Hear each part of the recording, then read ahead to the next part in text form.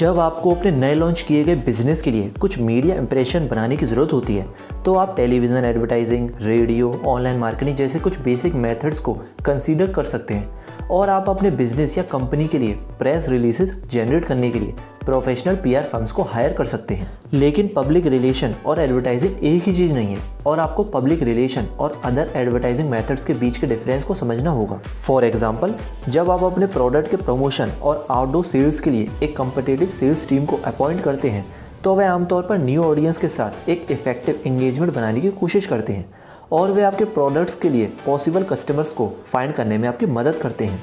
इसे public relation technique भी माना जाता है। लेकिन आपकी प्रेस रिलीज आपके अपने एम्प्लॉयज़ के जरिए कंडक्ट या हेल्ड नहीं की जानी चाहिए और इसे ऐसी रेप्यूटेटिव एनोनिमस पीआर एजेंसी के जरिए पोस्ट किया जा सकता है।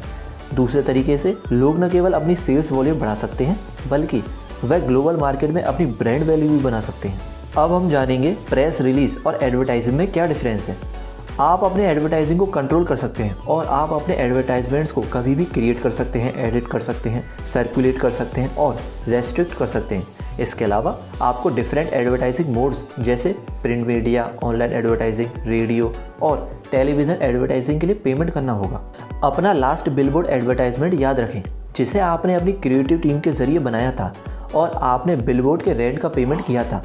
लेकिन जब आप मार्केट ओरिएंटेड पीआर के लिए जाते हैं तो आप उन्हें अपनी टीम के साथ कंट्रोल नहीं कर सकते और पीआर रिलीजेस के लिए कोई कॉस्ट नहीं लिया जाएगा। कोई भी रेप्यूटेड पीआर फर्म आपकी कंपनी के लिए पॉजिटिव और नेगेटिव पीआर सर्कुलेट कर सकती है और आपको यह इंश्योर करना होगा कि आपकी कंपनी ग्लोबल मार्केट पर पॉजिटिव इंप्रेशन छोड़ने में कैपेबल है। फर्स्ट डिफरेंस है कंट्रोल पैनल। आपके पास अपने एडवर्टाइजिंग के लिए कंट्रोल पैनल है और आप अपने एडवर्टाइजमेंट्स में अपने बिजनेस के लिए कुछ इंप्रेसिव इमेजेस, इलस्ट्रेशन और कंटेंट शामिल कर सकते हैं। एक सर्टेन टाइम के बाद भी आप अपने फ्लायर को बदल सकते हैं और अलग अलग फ्लायर्स के साथ डिफरेंट प्रोडक्ट्स को प्रमोट कर सकते हैं। लेकिन पीआर के लिए एक बार जब आप अपनी पोस्ट को जारी कर देते हैं तो आप इसे बाद में नहीं बदल सकते। बाद में जर्नलिस्ट डिसाइड करेंगे कि क्या करना है और वे आपको बताए बिना आपकी पोस्ट को कैंसिल कर सकते हैं। प्रेस रिलीजेस ज़्यादा ऑथेंटिक होती हैं और कस्टमर्स इन प्रेस रिलीजेस को एक जेन्युइन मीडिया इंप्रेशन के फॉर्म में मान सकते हैं। सेकंड डिफरेंस है नो डेडलाइन। क्या आप एक डेली न्यूज़पेपर में एक प्रिंट एड पब्लिश करना चाहते हैं, फिर आपको फ्लायर बनाना चाहिए और डेडलाइन से पहले न्यूज़पेपर के एडिटर को भेजना चाहिए।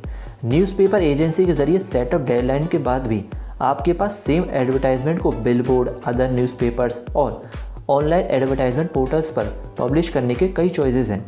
लेकिन अगर आप प्रेस रिलीज़ को एक बार पब्लिश करते हैं तो आप उसे हटा नहीं सकते हैं। डिफरेंट कंपनीज़ के साथ साथ online news forums main source से आपकी पोस्ट पढ़ेंगे और बाद में अपना फीडबैक देंगे। थर्ड डिफरेंस है स्पिनिंग न्यूज़।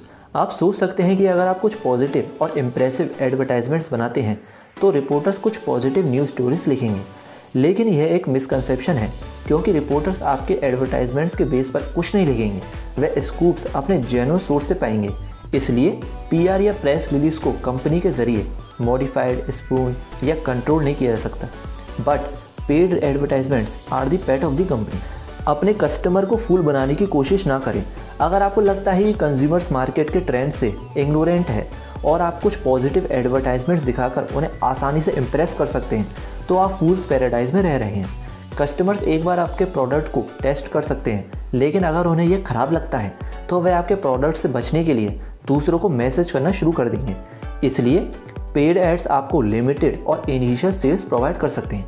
इसलिए अगर आप अपनी कंपनी को स्टेबल बनाना चाहते हैं तो पीआर ही एकमात्र जेन्युइन पब्लिक इंप्रेशन है।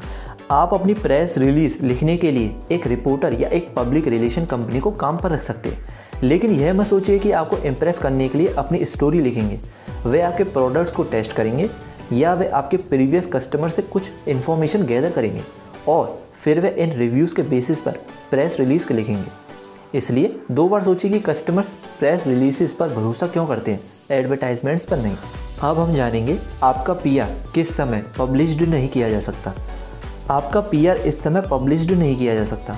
आप अपनी कंपनी के लिए कुछ कमर्शियल प्रेस रिलीजेस बनाना चाहते हैं, पीआर को कमर्शियलाइज्ड नहीं किया जा सकता क्योंकि उन्हें केवल ऑथेंटिक इन्फॉर्मेशन जनरेट करने की ज़रूरत होती है। इसलिए कोई भी पीआर कंपनी या रिपोर्टर आपके कमर्शियल मोटिव को अपनी प्रेस रिलीज में नहीं बदलेगा क्योंकि वे आपके एम्प्लॉय नहीं हैं और उन्हें केवल जेन्युइन इन्फॉर्मेशन का यूज़ करने के लिए रिक्रूट किया जाता है।